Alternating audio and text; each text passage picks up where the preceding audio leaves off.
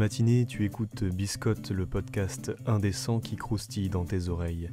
Prends ton café, du thé ou une tartine, ouvre la fenêtre, respire à plein poumon. C'est parti, on écoute Biscotte.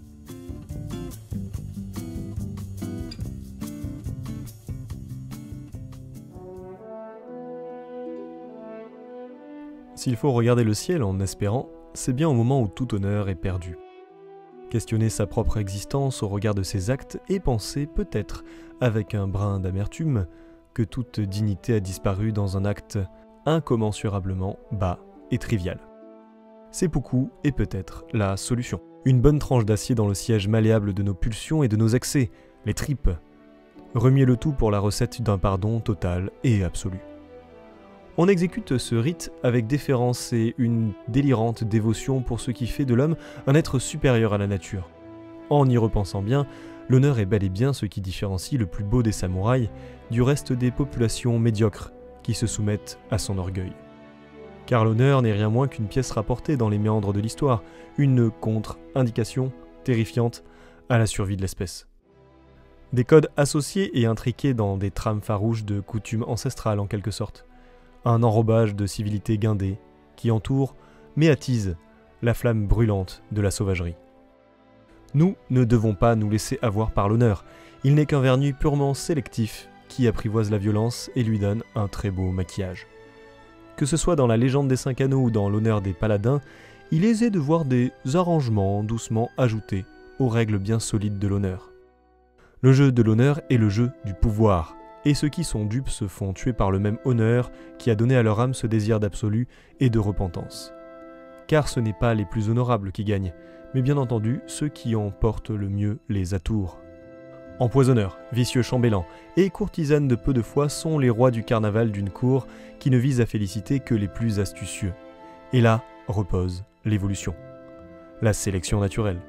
L'honneur n'est encore qu'un plumage parfois trop voyant, mais ô combien confortable, qu'il faut savoir perdre à la saison des beaux jours, afin de ne pas faire partie de la curée du côté des victuailles.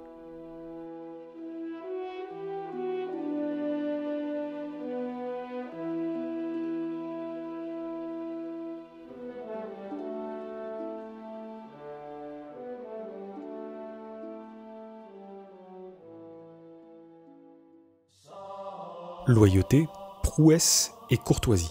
L'honneur chevaleresque sans faille n'étant pas assez dur à tenir, certains choisirent au XIIe siècle d'ajouter à cela les vœux monastiques de pauvreté, chasteté et obéissance, ainsi qu'un ensemble de plus de 600 articles de règlement dits de la maison. Si jamais tu trouves ton confinement contraignant et étouffant, joue un peu à Miles Christi, à condition de trouver un ou une MJ dont le nombre en France doit se porter à 7. Moi compris. Ce jeu magnifique et incroyable, véritable ovni pour son temps, te permettra de jouer de valeureux, honnêtes et vertueux frères templiers qui vont devoir tenter d'exercer leurs devoirs. Escorte de pèlerins, mission diplomatique ou même intrigue politique.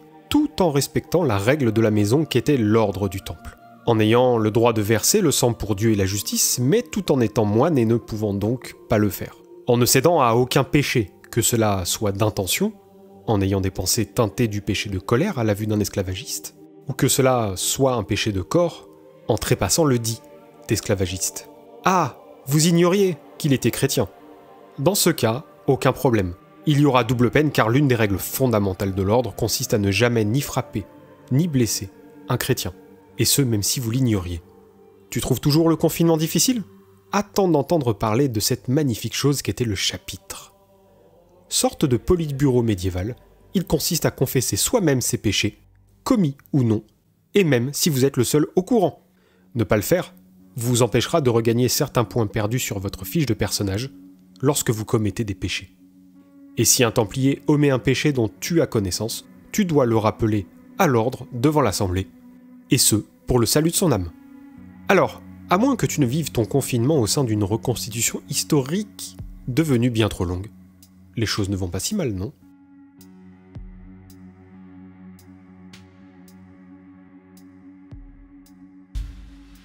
Une suite dans nos idées et comme nous sommes partis dans des contrées lointaines, n'oublions pas nos valises avec ce petit quiz qui annonce le prochain épisode.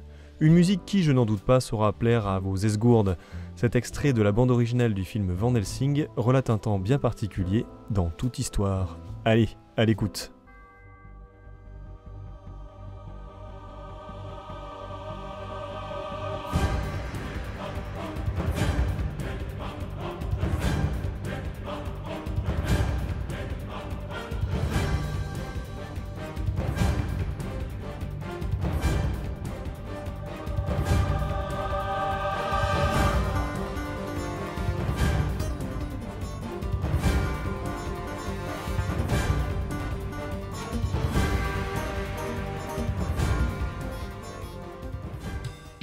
C'est ainsi que se termine notre épisode de Biscotte, mais rassurez-vous, on revient très bientôt.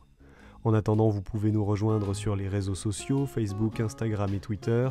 Biscotte est disponible également sur la plateforme Encore et bien d'autres plateformes de podcast, mais aussi sur YouTube. À très bientôt pour de croustillantes aventures.